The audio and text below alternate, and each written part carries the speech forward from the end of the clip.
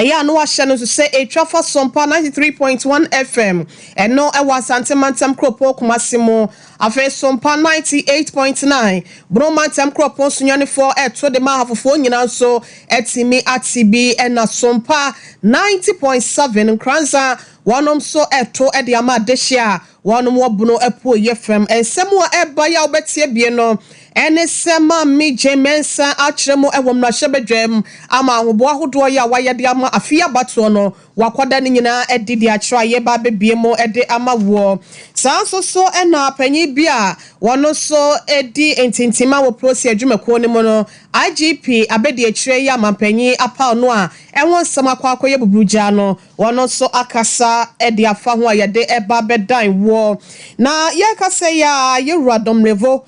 kane auditor general wono so edi nsem to aban panyimfo bi anim efa OSP ni dwumadie ya wodie ne ho ne nyina mu nsem ene afoforo bi edika na editie no ena ene anopem sonfo ohene yire mame ekua yeboa esiama bronya brewati amatrase a medema no eba begu ho ase wede amamo wadaroma eya kaya ho ewo Facebook no so eya Sompa TV Ghana ana Sompa 93.1 YouTube no eya Sompa TV www.sompaonline.com na ensending ina dano kotie na sa kenkan bi efa efri wo ansa na boata tia betware so no na enamba baso ansa kase ebeye wasobuda na eye OCP Ghana Limited one fertilizers papa no and wode API ya fet one first clinic the sciatica expert in Europe to ya wo ba be kono omo so eta ye chidenden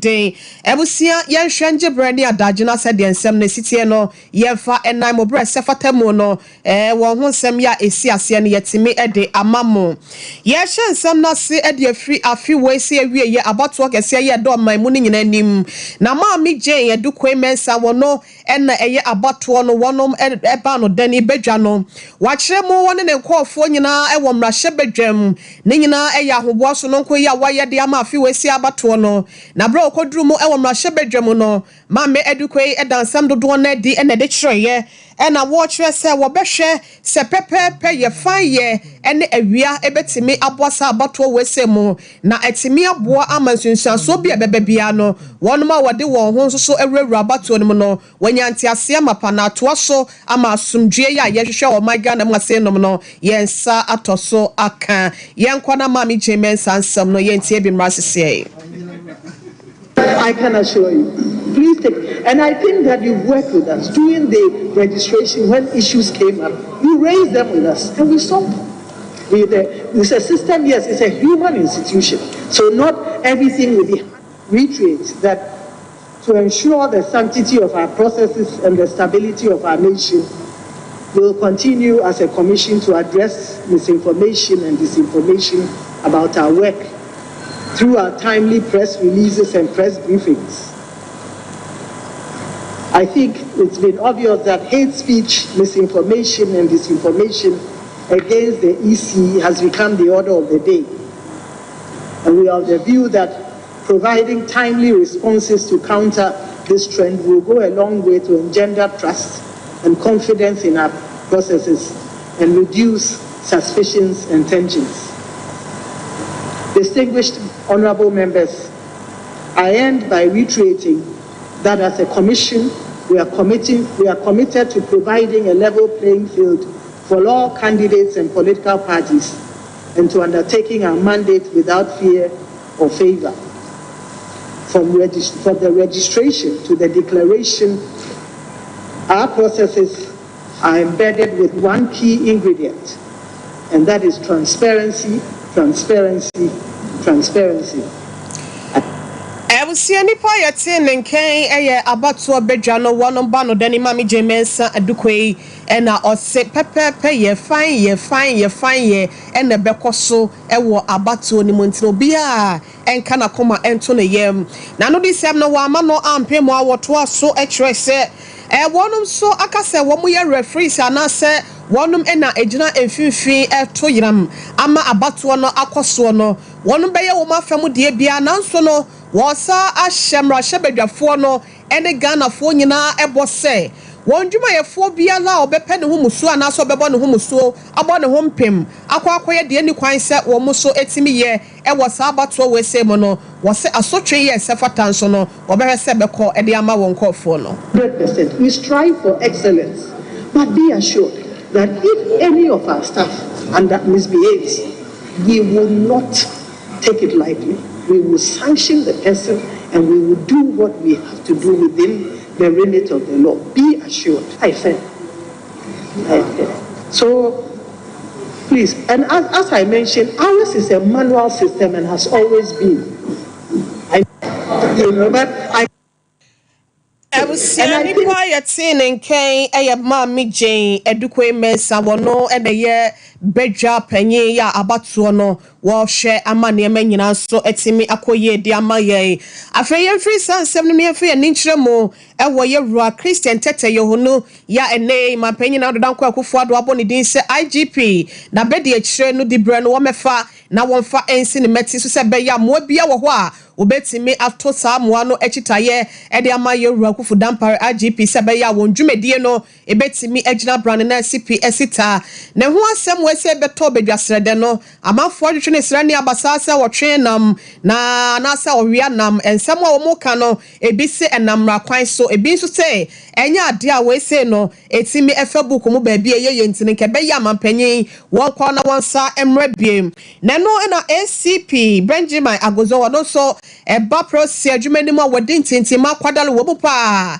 ya sabre ya yakasa krampo no wo hwe ni mu kwan se wobesai abepiem wo prosi adwumani mu biem esanse ne ho nsem bi eba ya na pa wa bia wo kire se wo mo pese wo to aban eguo no ne ho enenam bi na so hwehwe mu kwa wieye no na kire se ne ho so se abrobene no ena wo kire se mampanyin ne kwan ya na se na namotuo ya wotuo no enam kwan paso na emra bia ni ho a obi abeka se obetimi agina so aka se mampanyin ade na wo ye na na se na asem na waba beka no emfa emra mu nti we no ebeboa amabambo ho nsem no agina abrane na emwa so etimi akwa abra ye wura IGP nso ne dwumadie no eba be ye fofofo ede ama no abra ye wura tete ye hono wo ba be boni chidom no take over the position of the IGP, but he reports to the IGP, but he must directly supervise some of these people who must report to him, through him to the Inspector General of Police. And the administration, in case there's administration, then you see that that person will be dealing with technical issues, they may be dealing with services, Department of Services, may be dealing with research and planning, maybe dealing with police professional standards bureau, like what we used to call PIPs. All those people come under operation, under administration. So there is no duplication here at all. It doesn't mean that Mr. Yehono is going to take Director General Operations job. No, it doesn't mean. But he goes wide. I mean, his supervisory work is expanded. When he was Director General Administration, he was doing routine work. Because routine work of signing documents, he doesn't take over the position of the IGP, but he reports to the IGP. Ebusiani pa yetin nken eye ACP Benjamin Agozo na yeremu ewonsem foforo no na yeremu ewo special prosecutor contact craba no deni ya MPP aban ba ye obepa no se be ya ketase kanka proye any dream day no empo se yentimi entu ase a yebetimi abrabra no ase na ne man so etimi akoye amadin bone ya Ghana age ewo wi ase nyina no yetimi ade ho ade free sa edin bone no ho na eno enam so ama eya kasai no OSP da biara Daniel sa wode ne nsem ye rekisi Japan eba monten so ani mananse krampo no enkrofo bi etre krata de koma mampanyin emebi kire mu ewo mrahye bedwam senke be ya ne dwumedie no asa wode twintwan atemuofo dwumedie anemu ebie mu krampo nso wonhwe emma de sefota se koso no entimi nkoso wono akasa de ne ho ehhehye ne ema bi mu a ahye ahodo bi krampo a wo tode aba no office no ekwan a wo fa so a wo to no na enye kwan paso nte no kebe ya yenji na konwa no efri ne nsem se special prosecutor asem we say eba ye ne mpanyimfo ahwe abo eguse wonhye da enya boni bia ewo sa kwadubo ya mpanyimfo bi ede bo no ho na no enanam so kane auditor general yerua Daniel Yaw Damrovo Ono so babonten e ka kire ni titru aban empanyimfo mu anasa aban dwuma ye mu empanyimfo sa da Roma wonum enya ye wrakisi ajabe OSP na wontimi enye na dwuma wono nkasa nde ne ho na wo hu sa dwuma agina se bia wo tuo anase wo si ede afa bibi ho no wo hu sa ampa dwuma de ade ahya mensa me de fa benkuma anase ni fa ene be ye ntini mi ankasa me fa fa sei no munya sada ne da no wo okita ye wrakisi ajabe mo no ankasa no na sumdwe a ewo se wonya edidi dwuma no wontimi emfa enya na wontimi mfa ni se dwuma no yenko na sade ye wura demrevo Ghana is a country which, in my considered opinion, has moved beyond taxation to robbery of the people. Instead of taxing people, we are now robbing people. Whatever money Ghana government can squeeze out of you, they will squeeze it out of you and see the use to which they put this money. And I ask, why are my people not angry enough when you see this type of things happening? Ghana is a country which, in my considered opinion, has moved beyond taxation to robbery of the people. Instead of taxing people, we are now robbing people. Whatever money Ghana government can squeeze out of you, they will squeeze it out of you and see the use to which they put this money. And I ask, why are my people not angry enough when you see this type of things happening? Ghana is a country which, in my considered opinion, has moved beyond taxation to robbery of the people. Ebusia kane Auditor General Yewwa Yaw Demrovo ene yekokotie na den nsem ni nyina no wode tudwa wa bra ne nkasa ho dwumedie ya afia no eya wodie mfimpi mienu ne aduonu ede no aduonu na ede no ena na ono so kasa ewase a enam so dasa ensem wese nso ede treye afia yenramu ewo NDC kire batan amanyoko ne mu eyezu eyeza wanom emma boano anase obi oboabo domo no efa emma no so fm edema wonom eye ma me Dr. Louisa Hanabisiu wono so aka kire ma nyina sa da Roma se emma betimi agina abrane no wahwa toto deyema amafie aye nika aye akono na omaiga na nso so etimi agina ne na supreme dia na ehu behia so betimi aye wafam de nyina na watimi aboa ahwe se ye JDM obetimi asaba befa Ghana mampanyi adwana tena so ewo afiwe se ewie ya bato no nya sade a sade enema esi kono enema ebeje ensemo pane nchechemu ya esi ase no wode ni nyina ema ye wabra okopie mu ewo afu Kenya se ene goso ya no ne emabinum edi enkomo ede afa afiwe se abato ne emu nsensem ho Tanso ne papa John Mahama was oba beti women development back emma yempuntuo sika krabia aban we say buy no omu beku sika krabia savings and loans ye no na ma ye de yenka mo begudi nyina fi se mo mpeyasem mo pese mamre enti do elections and am the 2 million 1 million 1.5 na mo di aba ba be vote afima ne si ani ati me pam chow enti se sa ne mapai wo ho ne papa John Mahama osan ba na ye ma no musua adeyon o mo mpese o mu strength an djuma ne sei o se enkwara no ye be register wo mu nyina wo area ne ye de o mama the various associations obi pese onye ta so ne papa John Mahama wo se oba ba beti women Ebusia di oboaboa emma domo no ewo NDC kire batan amanyoko ni mu ma me Dr. Louisa Hanabisiu ene ekotie no nanu si ya pe ena afomantam ne mu nso no emma adoboaboafo ma me Charity Gardner wano so ede nsem ne bi eto aso sei ene wo sei ye president na Akufo-Addo ka kire se ye tisika so kom de ti da bia me no mu hia me bi so mo se aso mu do mu se ehio mu beto ma esisika so ana sika na Addo ka se ye ti so na e wo fa him enti de me kan se bra ye wo mu e ye kun e na Ghana fo nyina ne NPP fo eko we nye NDC ne NPP e ye Ghana nyina ne NPP fo eko kun enti e bra do se ye jai sa magi ye jai sa amane ye jai sa salt na ye beto ba NPP for any enwu asem no mudi ko nkron kituam akocheche edi pe vote no bia me kan ye president na Akufo-Addo ka kire se ye tisika so Ebusia yen free ho na yen fa ye ne enchiremu ewo school feeding program no emu sebeya ye funu pan yen fa ensha ben eno enti enam so amana adodan kwa Akufo-Addo NPP aban ba ye wonom ebehwe ye sebe ya niema nyina no ebetimi akoye ede ama adesuafo titiri ene wonom a won kɔ school anase omu kɔ school a eya na efie enye nti no de ode beto wonum krampo no eya na ayede de ama omu sebe ya school mu ho no obenya aduane ede no watimi asua ade ye na no enenam hwene bese efie kakra nie wonum a wonum no anuane no ene contract ahodo magege wo ho no wonum aposudwete de agu aban sopa ne nyina no ne se won sika bi wo ho a afia no brano no eya na ekokem ewo aban botom na no enam so na nsen akra no eprayi mu ho no wonum kote won ho eguye ewo empanyimfo na so sesa wontua wonum kanfa ma wonum a ene de ebesi asem na sa akwakoda ase etwentwene ho ase aban no atua sika ne bia se wonya ntua ne nyina da yenkwate a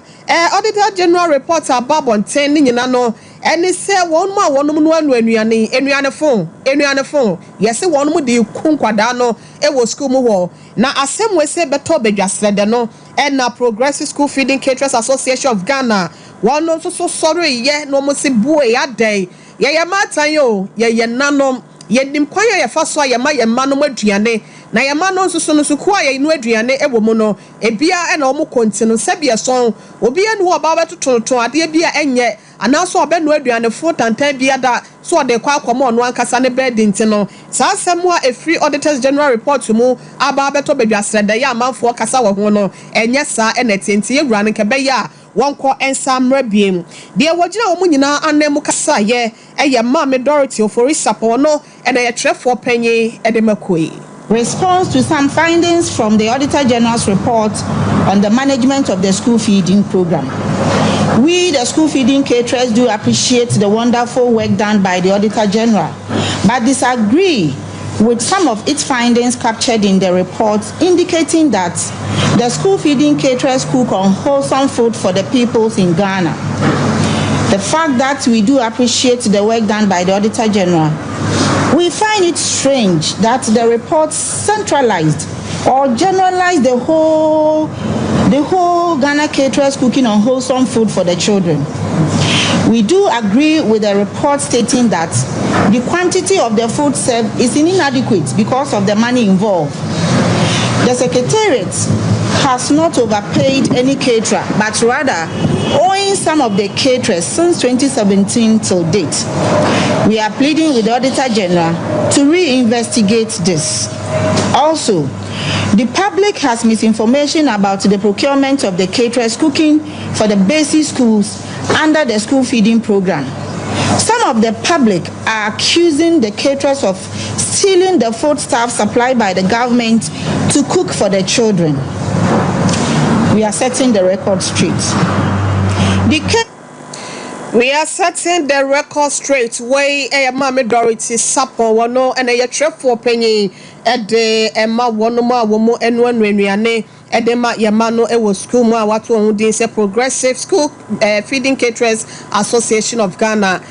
Abine woman saw the Yakadie. Now so near Nuedianibia and San Fataman and say, also reports and a casse Sikana. And I said, Diana, one of the man quadano, and shut down no supi, sacrampo, the uncle Betty as if he said, Sikanusha. Nasa Oka said, be a Diana phone, Sabia song, one and one man quadana, the aquabisono, if you should move, see, Emra, no mon san comrade, if he said, and yes, sir, and near Mathieu, at a said, dear woman, a huno. I will say about one, Sam, no, so my young can show, said 21st clinic, one of a sciatica expert. Now, ye catch all say, Sissy, and 3 years, our fault to us say, to be crowned now to them, Nina, Yawa. Now, yes, it was still a mutu now quarantine too. 1 night to the beer, no titty, no 91 yano, and 3 years, I want a yana yo yapa, what the other cried the water them one now. Miss 21st clinic, woman, a experts, and what your dear will say, Nissemo, blah, 1 month so no. Now, ya dear beer, how biano, Ebusia, 1 hour with Dalimo, if you dear could damn now, massage and papa be, and Quaswa once the one yet drew 50 branches in the beer. Wapomo deho and subde the sekita wani fwa. Na wase Ghana for aje wonum semu nshirano. Wankwa baby ya nemom otira wankwa bemu edwani achiremo ewo Europe abrochi mabi te se Belgium anase Germany Italy ene enkroto ahodo ye eka won se beya yasa no obetimi dia akoma ehofo ntini wada Roma se wutie ye mo ye nsafo mu ye ko anase bia mo ye ankrenkre sukufo ya mo wo opese ye ba ho ye timi ba behwe wo dom anase wabusueko anase wankasa de ma wo a eno ani se wo fra ya be anase wo WhatsApp ye ne ne watwetwe nkomo no wabuki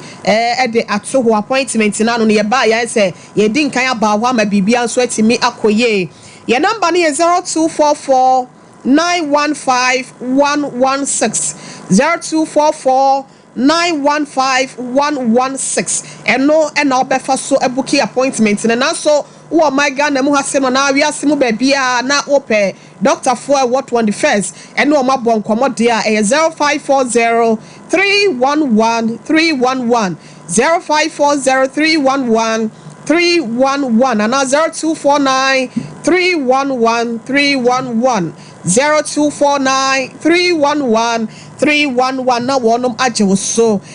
bro ye womu eye nananom akuafo ebre ye bedua no baye ne yatena bribra so na aka ho ama ye botom so etimi aye doso wa bra ye de ensesi ye botom no ebekwa akosi ne ma so de a na OCP Ghana Limited one fertilizer papa ya wode aba adwaso OCP fertilizers ne bi na ye je de agugu ye no ba ye bi so eburo atoko ayuo anasa emo ne so wo ye patara bia no so no wo hia bi efise ye wo OCP NPK 15 no ewo ho na ye de OCP NPK 10 no so abenti no wunya bia ebetimi aboa ama no ba ye no ene ye kane no wote bag ba ko a wo ba beti ba se bag ye du ene akire wo mpe we na opede ba bia ye to no ye de ye kua ho ne manyina so no won sabeka bi e de afre wo eye OCP Ghana Limited won fertilizer no ena ye kan fo de ama wo frɛ epanyifo ba bia wo bia pesa wo gibi to anase bia koto bia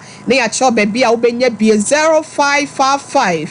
909-437 0555 909-437 and now 0555 909-433 dem panyifo agye so na bibia so etimi akoye de amao erusia ye to ansem no so I Sompa TV Sompa 93.1 FM Sompa 98.9 and a Sompa 90.7 ye nyina ya ka bomo and anonsia brem kase na memenda no pay ye de esomo ye boy entabe mo ne ade ani akyeremu e wo brosan kro ba ko ye no so e wo bekwa akropon mu wasante mantama senom na adehye ye wo ho ekere se ne ma betimi aboa ma setena mu aye nika na aye fe ama obi ani aka ne kuro bebi ti se nka ne ho nsem ensuo akwan ene ne ma etesa no abo wonom ti se de adwo so abo akokwa no ti no wakoto de asra empanyimfo ne titru ene aban se wontwa wani emfa enhwe wonom no so ye ka my Ghana adehye a wonom eka ho ebi yenko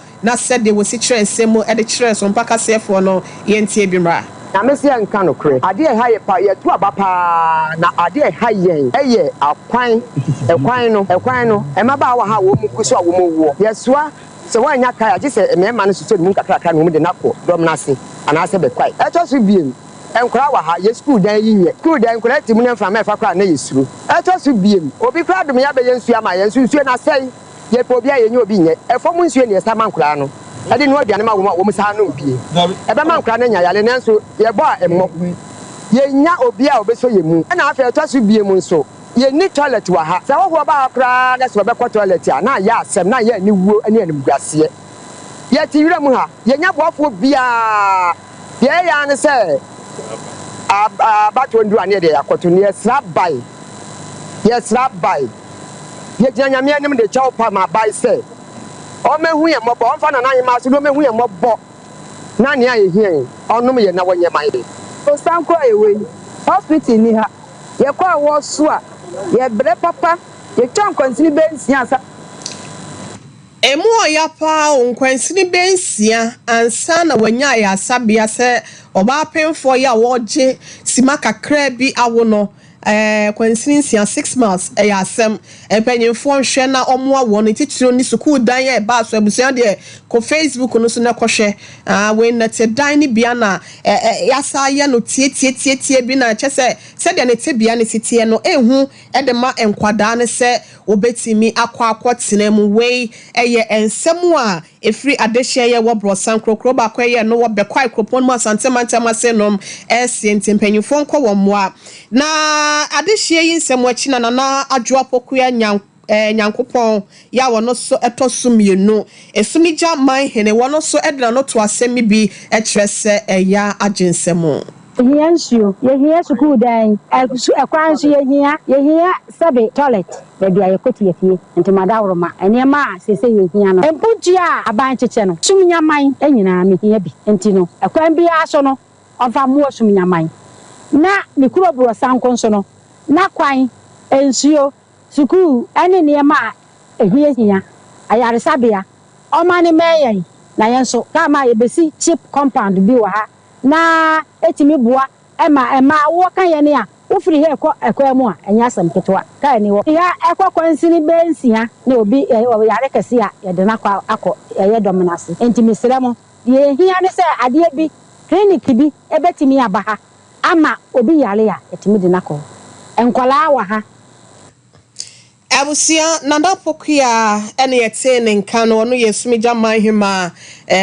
wo monsem no megidi ensempanyufo betie na sopem na watimi ayede esefata de ama wo abusia ma yemfa asedama agundia be Sheriff Aguns wasi good morning watchia yen wo Facebook ye Johnson Starboy and so share free Afumem Airport Sompa news papa nchi akwama urumunya for Haruna Mohammed B edu say Richard ene DJ Nana Boxy ya wono so wona nanom FM go so say you woda DJ Boxy nyankopon enkoswa ensure na onya wo kese quarter henkan